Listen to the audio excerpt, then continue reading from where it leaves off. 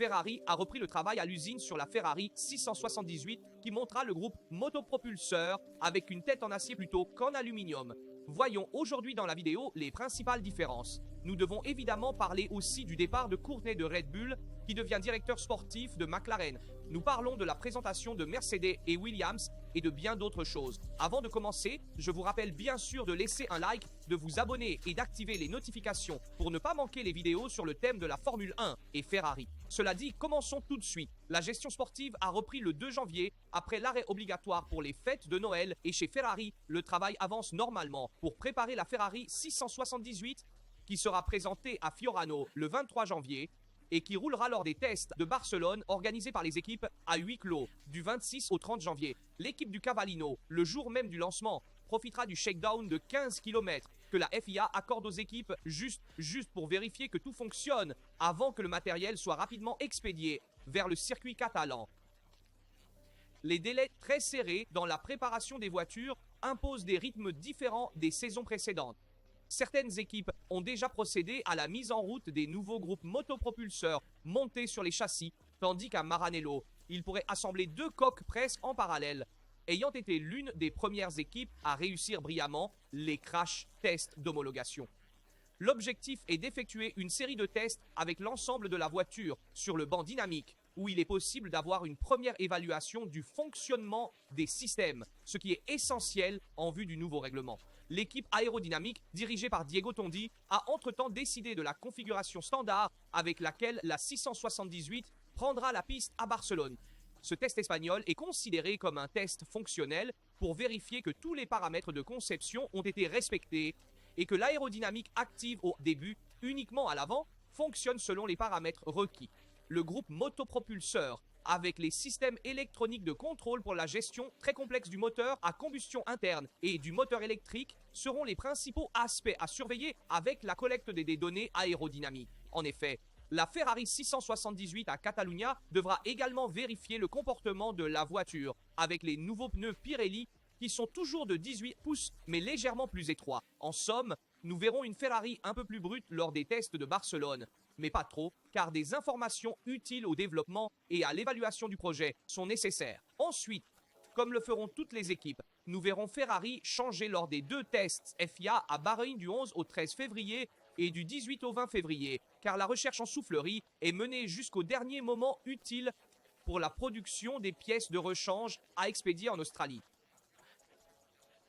Le package aérodynamique prévu pour Melbourne sera très probablement visible lors du dernier ou avant-dernier jour des essais à Sakhir, mais dire qu'il y aura une Ferrari A et une B est peut-être un peu exagéré, car il y aura certainement 2 versions différentes, l'une embryonnaire et l'autre évoluée, compte tenu aussi des contraintes du plafond budgétaire qui pèsent sur les développements, surtout si l'on veut pousser l'évolution de la voiture le plus loin possible au cours de la saison. La question des moteurs est encore plus serrée, étant donné que l'écurie doit également approvisionner Haas et Cadillac, qui sont les 2 équipes clientes, et certains observateurs ont mis en doute que Ferrari ait choisi une tête en alliage d'acier par rapport à l'aluminium plus traditionnel. Il semble que la différence de poids ne soit pas importante. D'abord parce que l'acier est la base d'un alliage qui inclut de nombreux éléments, certains très légers. Ensuite, Ferrari a développé depuis des années les systèmes de production additive de Renishaw, qui utilisent une technologie de fusion sur lit de poudre métallique pour construire des composants directement à partir de fichiers CAD. Les composants fabriqués à Maranello présentent des géométries complexes et des parois minces, qui seraient très difficiles à produire avec des méthodes plus traditionnelles, telles que la coulée ou l'usinage mécanique à partir de plein. Ainsi, un tel traitement a été développé après plusieurs années d'études et il est évident que l'écart de poids placé plus haut n'est plus un facteur, car le problème a été résolu lors de la conception. Nous ne devons pas oublier qu'il y a des équipes qui placent des radiateurs au-dessus du groupe motopropulseur et l'utilisation de l'alliage d'acier permet de pousser les températures dans la chambre de combustion plus élevées pour rechercher les performances, donc elle permet une recherche plus fine des performances par rapport à l'alliage d'aluminium. L'approche que Shell saura gérer avec son e-fuel, donc la partie carburant, sera évidemment très importante. Plus le pouvoir calorifique du carburant sera élevé, plus le groupe motopropulseur pourra chercher la puissance. Ici, Les antidétonants qui seront mélangés pour éviter les auto-allumages si dévastateurs pour la fiabilité seront également essentiels. En substance, la différence de poids entre une tête en acier et une tête en aluminium n'est pas si importante, surtout parce qu'il y a une recherche effrénée pour alléger les composants à l'intérieur de l'unité de puissance. Le travail de Shell en collaboration avec Ferrari sera essentiel pour réaliser un mélange qui s'adapte au mieux à l'unité de puissance, et ensuite nous verrons une Ferrari évoluer différemment des tests de Barcelone aux tests de Bahreïn. Il n'y aura pas de véritable version A et B, car ce ne seront pas deux versions complètement différentes, mais ce sera une évolution de la version précédente. Ainsi, nous verrons également un travail jusqu'à la dernière minute dans la soufflerie pour tester différents matériaux et composants aérodynamiques, et c'est là que l'avantage de Ferrari d'avoir plus d'heures en soufflerie entre en jeu. En effet, beaucoup se sont posé la question suivante. L'avantage en soufflerie vaut-il plus que les 18 millions de budget en moins? Ferrari a tourné la page de la nouvelle année, et l'objectif de l'équipe est de faire oublier aux fans le mauvais championnat de 2025, ainsi que la 4e place des constructeurs, ce qui est un résultat désastreux compte tenu des attentes du début 2025. Et nous l'avons dit et répété plusieurs fois, il s'agit d'une grande révolution qui change complètement le visage de la Formule 1, avec des voitures qui seront très différentes, enfin plus légères, courtes et étroites.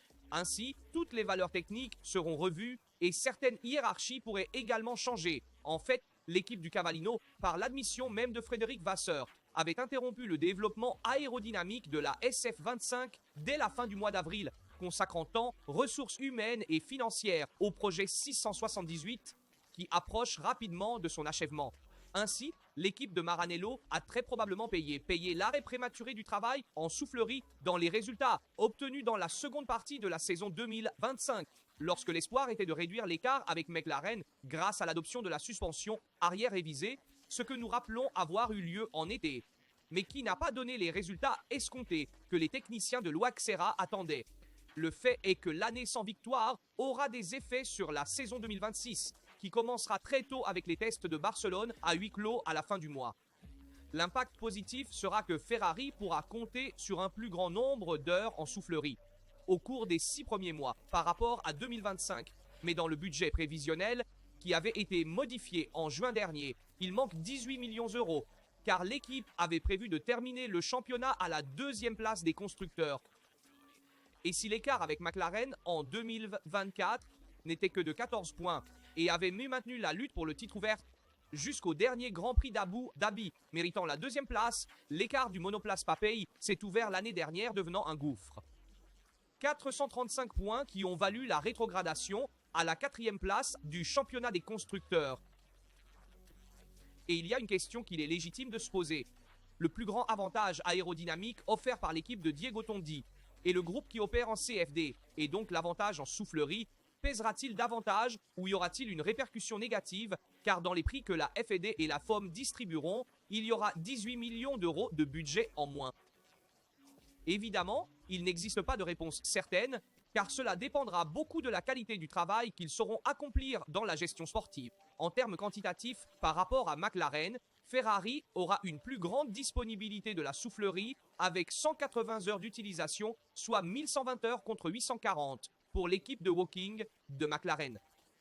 Et selon l'ATP, les périodes de test aérodynamique de la FIA, qui réglemente le développement aérodynamique, les données que nous avons fournies se réfèrent au temps d'utilisation réel de la soufflerie, qui comprend également les phases de préparation du modèle et les changements de configuration. Tandis que les heures de soufflerie, c'est-à-dire toutes les heures utiles, pour effectuer des essais sont beaucoup moindres et sont mesurées en reins. En effet, il y a une nette différence entre les heures en soufflerie et les tests, les reins, qui sont effectués à l'intérieur de celle-ci, car il y a évidemment toute une préparation de la soufflerie qui prend du temps et des heures supplémentaires. Maranello en aura 272 de ses reins jusqu'en juin et l'équipe d'Andrea Stella en disposera de 48 de moins. Concernant la recherche en CFD et bien sûr sur la fluidodynamique, c'est similaire. En effet, l'écurie peut se permettre l'étude de 1700 géométries, 300 de plus que McLaren. Et si le manque de budget peut être réduit par la distribution des ressources qui ne devraient aller, sauf partiellement, à la dépréciation de la Ferrari 678, la possibilité de tirer parti plus des champions du monde des outils de développement devrait être un avantage, considérant toutefois qu'évidemment Adrian Newey aura plus de facilité grâce à la 7e place obtenue par Aston Martin chez les constructeurs. Donc oui, ce sera un avantage pour Ferrari d'avoir plus de sessions en soufflerie et plus de tests CFD, mais nous ne devons pas oublier Aston Martin, qui aura encore plus d'avantages par rapport à Ferrari et encore plus par rapport évidemment à McLaren, qui a été champion du monde des constructeurs en 2025. Il sera important de comprendre comment l'écurie aura utilisé le temps en soufflerie 2025 au bénéfice de la nouvelle Ferrari que nous verrons le 23 janvier. Si le projet 678 naît sainement, nous le verrons immédiatement dès les tests hivernaux. Il faut dire que McLaren a également arrêté tôt le développement de la McLaren MCL 39, certainement avant Mercedes et Red Bull. Et donc, si le gain escompté n'est pas là, le temps de recherche supplémentaire en soufflerie pourrait être déterminant dans la tentative de corriger les erreurs. Est-ce que c'est de cela que Vasseur a parlé? Une saison qui sera décidée plus par les développements en cours de saison que par la voiture immature qui sera alignée au début de la saison. Eh bien, une chose est certaine. Le développement aérodynamique en 2026 sera certainement énorme. Donc, la voiture que nous verrons lors des tests de Barcelone et surtout de Bahreïn sera complètement différente de celle que nous verrons en fin de saison. Ce sera une très grande évolution. Les ressources investies par les équipes seront très importantes et ceux qui prépareront le mieux les mises à jour qui arriveront toutes les 3 à 4 courses au cours de la saison, eh bien celles-ci seront des packages fondamentaux pour enrichir la monoplace, la rendre également plus légère, la rendre également plus performante au niveau aérodynamique. Et cela aidera l'équipe à faire évoluer la voiture et améliorer également les performances. Comme l'a également dit Vasseur, celle de 2026 sera la voiture de Loic Serra, tandis que celle de 2025 sera la dernière voiture de Cardil avant de passer chez Aston Martin.